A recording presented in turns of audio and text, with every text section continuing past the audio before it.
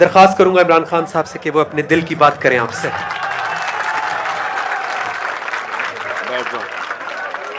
بیٹھ جاؤ. بسم اللہ الرحمن الرحیم.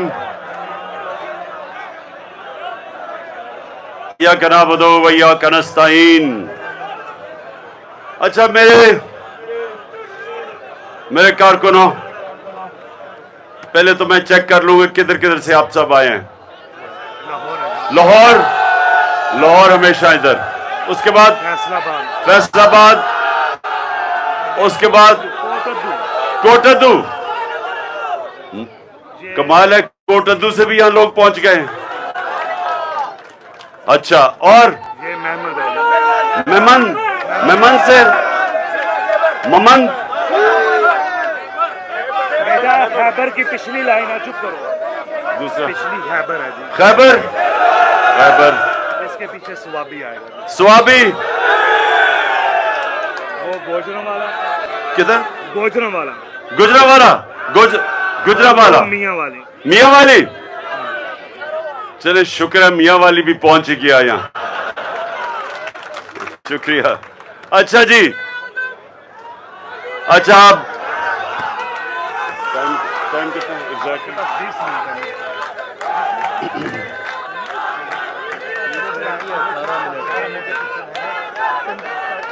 کدھر؟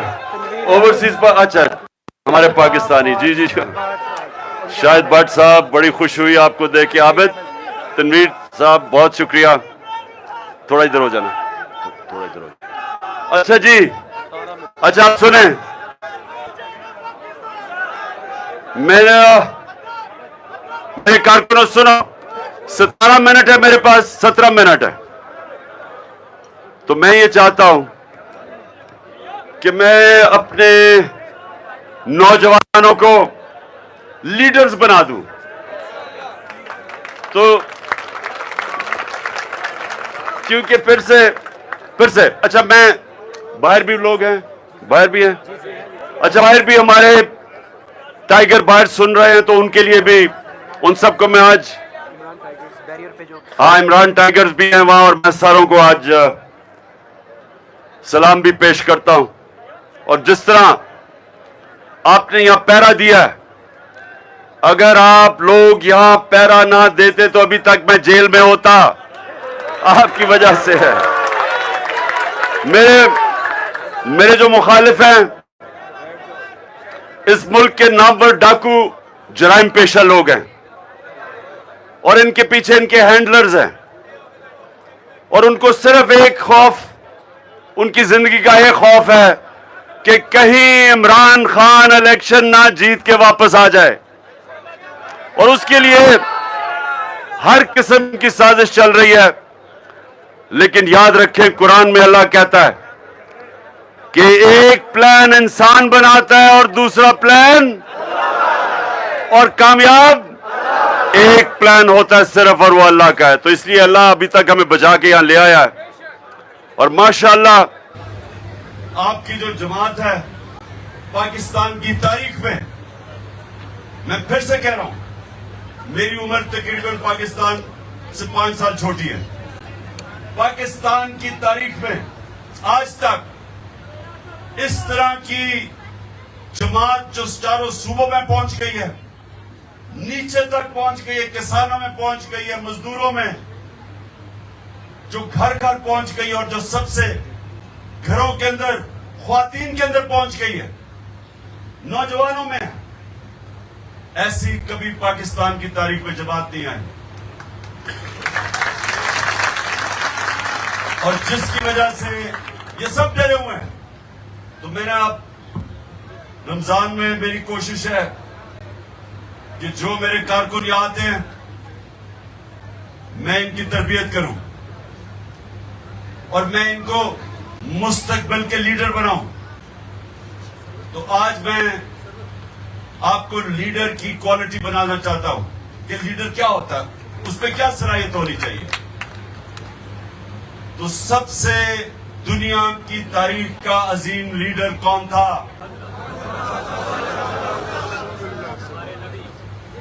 ہمارے نبی محمد مصطفیٰ صلی اللہ علیہ وسلم.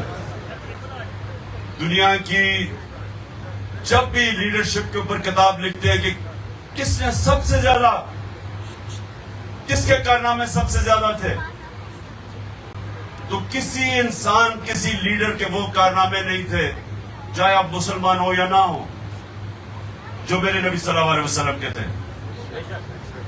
ایک کتاب لکھی گئی 100 گریٹسٹ مین، دنیا کے 100 عظیم انسان، اس میں نمبر 1 ہمارے نبی تھے. انگریز نے لکھی تھی، کیونکہ جو صلاحیت ان میں تھی کسی اور دنیا کے لیڈر میں نہیں تھی. تو اب میں آپ کو بتانا چاہتا ہوں وہ صلاحیتیں کیا تھی.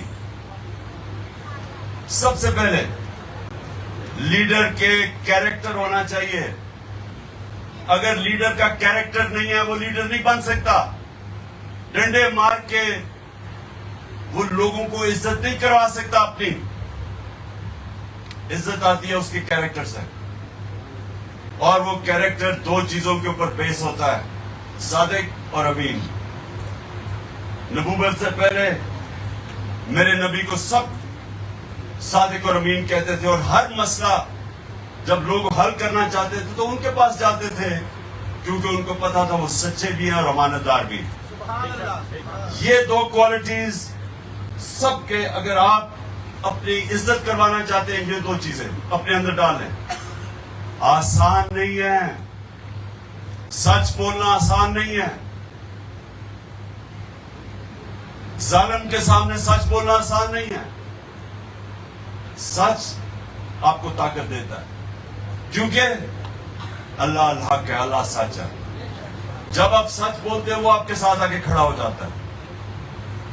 اور سچے آدمی کہیں دنیا کے معاشرے میں چلے جائیں،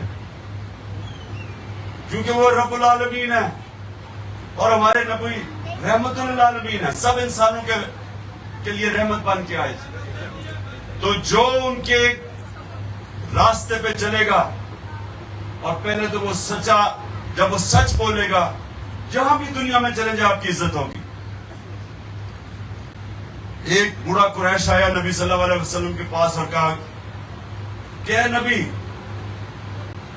میں عمر کے اس حصے میں ہوں کہ میرا سارا قبیلہ مسلمان ہو گیا، تو میں صرف اس لیے مسلمان ہو رہا ہوں کہ میرا سارا قبیلہ مسلمان ہو.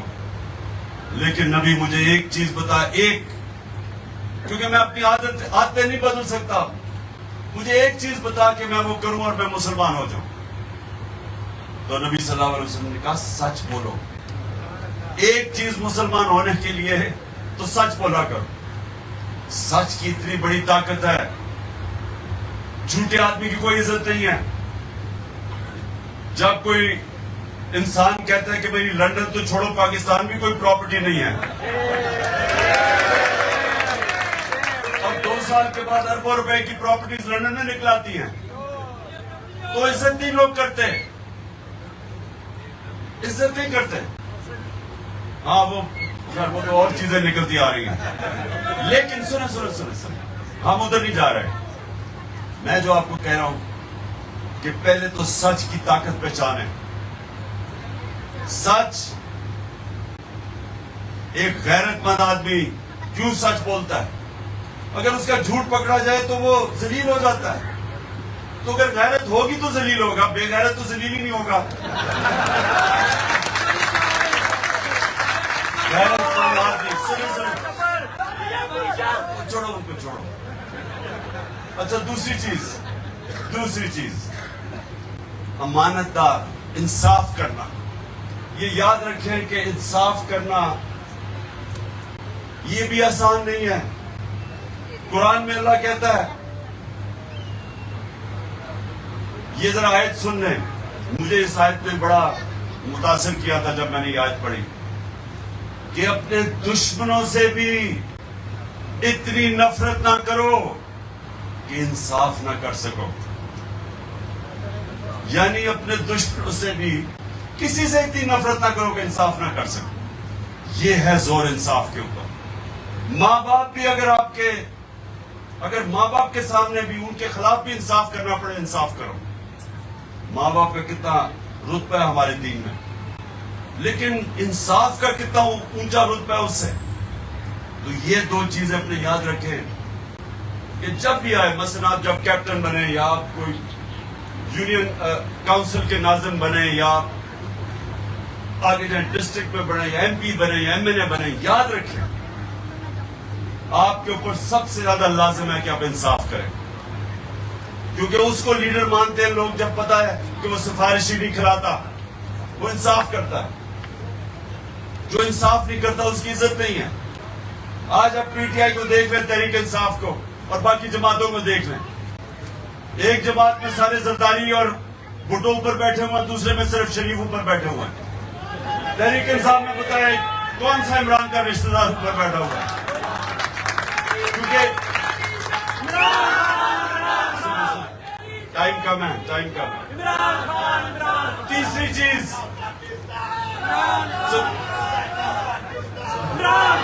بس تیسری کوالٹی، دو کوالٹیز میں نے بتا دی، تیسری کوالٹی، تیسری جو کوالٹی ہے وہ کہ بزدل انسان لیڈر نہیں بن سکتا۔ جو لیڈر بنتا ہے اس کو اپنے خوف کے اوپر قابو پانا پڑتا ہے۔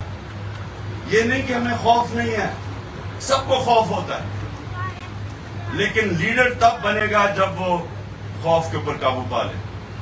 کیونکہ اگر فوج ہے اور وہ دیکھے کہ ان کا کمانڈر یا ان کا جو اوپر جنرل یا میجر وہ ڈر گیا ہے، تو ساری فوج اس کی عزت کرنی چھوڑ دیتی ہے۔ خالد بن ولید دنیا کی تاریخ کا شاید ہی کوئی اس طرح کا جنرل آیا ہو، اگلی سب سے آگے لڑتا تھا۔ خالد بن ولید سب سے آگے لڑتے تھے، لیڈ کرتے تھے، تو پھر تھوڑے سے لوگوں سے وہ جیت جاتے تھے، کیونکہ لیڈر آگے جب تک لیڈر کھڑا ہے اس کی ٹیم کھڑی ہے۔ کرکٹ کیپٹن، ساری کھیلوں کے اندر صرف ایک کیپٹن میں لیڈرشپ کی ضرورت ہے، ایک کھیل میں، وہ ہے کرکٹ۔ میدان میں جب مشکل وقت آتا ہے ساری ٹیم کیپٹن کی طرف دیکھتی ہے۔ جب ایک میچ پھنس جاتا ہے، کرائسس آتا ہے، ٹیم ہارنے لگتی ہے، تو ساری ٹیم کپتان کی طرف دیکھتی ہے۔ جدھر کپتان گرا ٹیم گری، جب وہ کھڑا ہو گیا ٹیم لڑتی رہتی ہے۔ یہ کسی میں بھی، ہر چیز میں، دنیا میں لیڈر وہ ہوتا ہے جو پریشر برداشت کرتا ہے، جو مشکل وقت پہ کھڑا ہوتا ہے، جو ڈرتا نہیں ہے، جو اپنے خوف پہ قابو پاتا ہے۔ تو یہ تیسری کوالٹی ہے۔ اور اللہ قرآن کے اندر جو ہم اب اس پہ جب عمل کرتے ہیں تو ہمارا دین ہی ہمیں طاقت دے دیتا ہے، کیونکہ اللہ جب یہ کہتا ہے کہ زندگی موت میرے ہاتھ میں، عزت ذلت میرے ہاتھ میں، اور رزق میرے ہاتھ میں، جب یہ تین چیزیں جو سب سے بڑے انسان میں خوف پیدا کرتا ہے، جب اللہ کہتا ہے میرے ہاتھ میں ہے، تو آپ کے خوف دور کر رہا ہوتا ہے۔ اور پھر قرآن کی آیت ہے کہ جو لوگ ایمان لے آئے ہیں اللہ ان کے خوف دور کر دیتا ہے۔ اور اس لیے جب نبی صلی اللہ علیہ وسلم نے مدینہ کی ریاست میں وہ عرب جن کی حیثیت نہیں تھی، ان کو جب ایک قوم بنایا اور انہوں نے دو سپر پاورز ان کے دیکھتے دیکھتے 10-11 سالوں میں وہ گر گئی، تو وہ آزاد لوگ تھے، خوف سے آزاد ہو گئے، موت کے خوف سے آزاد ہو گئے۔ اور وہ لوگ، آزاد لوگوں نے دنیا کی امامت کی، کئی 100 سال تک مسلمان دنیا کی امامت کرتے رہے، دنیا کی سپر پاور بنے رہے، لیکن بنیاد رکھی تھی مدینہ میں دنیا کے سب سے عظیم لیڈر نے، کہ انہوں نے لوگوں کو آزاد کر دیا، خوف سے آزاد کر دیا۔ پھر یہ پیسے کا بوتا ہے، لالچ ہے، یہ سب بوتا ہے، ان سب سے آزاد کر دیا، اور وہ انسانوں کو عظیم انسان بنا دیا۔ جو زمین پہ رینگ رہے تھے ان کو پر دے دیے، اور وہ لوگ پھر دنیا کی ہر چیز میں آگے نکل گئے۔ سائنسدان بھی سب مسلمان تھے کئی 100 سال تک، تو ہر چیز میں وہ آگے نکل گئے۔ تو سب سے پہلی چیز کہ یہ جو خوف ہے، یہ آپ کو زمین پہ رکھتا ہے, یہ زنجیر ہے. خوف زنجیر کے باندھ پہ رکھتا ہے, آپ کو بڑا انسان نہیں بننے دیتا. کئی لوگ ہیں جو بڑا ڈرتے ہیں. مثلا جو سب سے پہلا آدمی جو سب سے اونچے پہاڑ پہ چڑھا تھا, اس کا نام تھا ایڈمنڈ ہنری. اس سے پہلے جس نے کوشش کی تھی پہاڑ پہ چڑھنے کی, یا وہ مر گیا تھا اور یا وہ فیل ہو گیا تھا. تو سوچے کہ جب یہ پتا ہو کہ میرے سے پہلے یا مر گئے تھے, کیونکہ بڑا مشکل تھا ان دنوں میں, آج سے 70 سال پہلے سب سے اونچے پہاڑ پہ چلنے کا, تو یا وہ مر گئے تھے یا وہ ہار مان کے واپس آ گئے. تو جب ایک آدمی ایڈمنڈ ہنری نے فیصلہ کیا کہ میں چڑھوں گا, تو اس نے سب سے پہلے اپنے خوف کے اوپر قابو پایا, موت کے خوف کے اوپر قابو پایا. اور ساری دنیا یاد رکھے گی اس پہلے آدمی کو جو سب سے اونچے پہاڑ پہ چڑھ گیا, ماؤنٹ ایوریسٹ پہ. اسی طرح سپورٹس میں, کرکٹ میں بتاؤں, میں کرکٹ کھیلتا تھا. تو جب میں کرکٹ کھیلتا تھا, بڑے بڑے اللہ نے ٹیلنٹ کھلاڑیوں میں دیا ہوا تھا, لیکن وہ بیٹسمین گیند لگنے سے ڈرتے تھے, اس کی وجہ سے اوپر نہیں جا سکے, یا وہ ہارنے سے ڈرتے تھے. یہ بھی بہت بڑا خوف ہے, ہارنے کا خوف. بزنس مین ہوتا ہے وہ جو ڈرتا ہے کہ مجھے نقصان نہ ہو جائے, وہ کبھی بڑا بزنس مین نہیں بنتا. ہر جگہ انسان کو چیلنج آتا ہے, اور بڑا انسان وہ ہوتا ہے جو اپنے خوف پہ قابو پا جاتا ہے. اور پھر یہ یاد رکھیں کہ جو آپ کی زندگی ہے نا, وہ کبھی سیدھی لائن پہ نہ اوپر جاتی ہے نہ نیچے آتی ہے. یہ ذرا غور سے سنیں آپ. زندگی جو ہے نا وہ اونچ نیچ کا نام ہے. اچھے وقت برے وقت آتے ہیں زندگی میں. یہ کوئی بھی آج مثلا میں اگر کرکٹ میں بڑا نام تھا تو بڑے بڑے مشکل وقت آئے, ہارا, یعنی بڑے بڑے میچز بھی ہارے, پھینٹے پڑے. یعنی یہ نہیں کہ میں ایک دن اوپر چلا گیا. بڑی ہوتا کیا کہ آپ ایک جگہ پہنچتے ہیں, آپ ہارتے ہیں, آپ نیچے آ جاتے ہیں. جب آپ نیچے آتے ہیں اللہ پھر آپ کو امتحان میں ڈال دیتا ہے. واپس اوپر وہ آدمی آتا ہے جس کو ہار ہرا نہیں سکتی, وہ ہار نہیں مان جاتا, وہ پھر سے کھڑا ہوتا ہے. اور وہ سب سے امپورٹنٹ چیز اپنی غلطیوں کا جائزہ لیتا ہے کہ میں کیوں ہارا تھا. میں جب کرکٹ کھیلتا تھا سونے سے پہلے سارا نوٹ کرتا تھا کہ میں نے یہ غلطی کی, یہ غلطی کی اور یہ غلطی کی.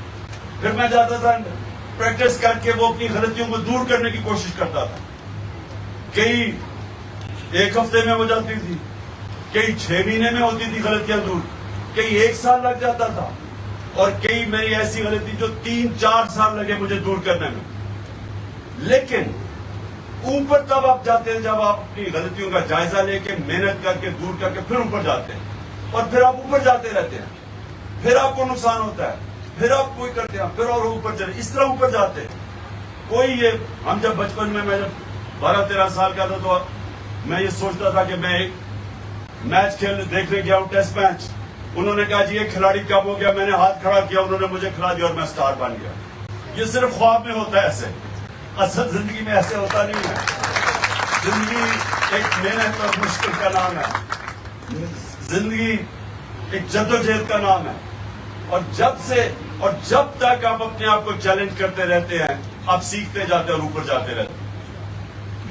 اور آخر میں جو لیڈر ہوتا ہے وہ اپنے آپ سے باہر نکل آتا ہے, وہ اپنی میں کو قابو کرتا ہے, وہ اپنی میں کا غلام نہیں بنتا, وہ اپنی میں اور میں کا بت توڑتا ہے.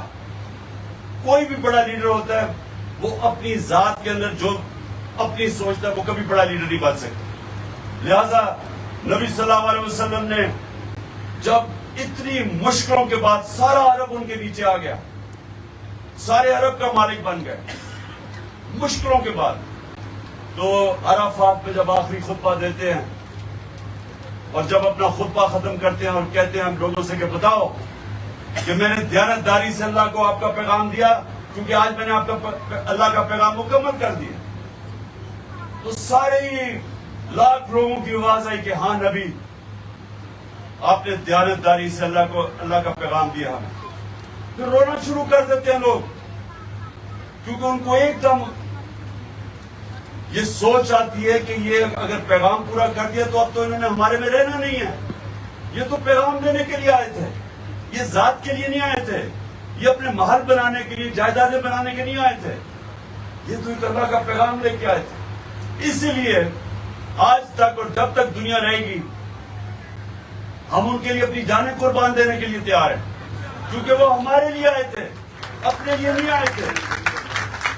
اور قائد اعظم ہمارے جو اس ملک کا لیڈر لنگ کینسر سے مر رہے تھے, کسی کو پتہ نہیں چلنے دیا کہ کہیں پاکستان کو روک نہ دے بننے سے. اپنی ذات کے لیے نہیں آئے تھے, ان کو تو پتا تھا کہ انہوں نے زندہ نہیں رہنا, لیکن ہمارے لیے انہوں نے پاکستان کے لیے آخری دم تک جدوجہد کی, جس کے لیے جب تک ہمارا ملک رہے گا ہم قائد اعظم کو سلام بھی کریں, ان کے لیے دعائیں بھی دیں گے. اچھا جی, دعا کرتے ہیں. روزہ تقریباً کھل کے اذان ہونے سے پہلے 4 میری اللہ سے دعائیں, 4 میرے ساتھ ہاتھ اٹھائیں, دعا کریں. اللہ پاکستان کو مدینہ کے ریاست کے اصولوں کے اوپر ایک عظیم قوم بنا. اللہ پاکستان وہ ملک بنے جو کوئی انسان بھوکا نہ سوئے. اللہ پاکستان میں عدل اور انصاف پیدا کر اور انسانوں کو قانون کے سامنے ایک برابر کر دے. اور آخر میں خاص طور پہ یا مماند ادھر سے قبائلی علاقے سے بہت لوگ جاتے ہیں باہر نوکریاں ڈھونڈنے کے لیے, تو میں آپ کے لیے بھی, کیونکہ مائیں بہنیں بچے سب یاد کرتے ہیں جب کمانے والا باہر چلا جائے, تو میری آخری دعا یہ ہے کہ اللہ پاکستان کو وہ ملک بنا جو باہر سے لوگ پاکستان میں نوکریاں ڈھونڈنے آئے. آمین.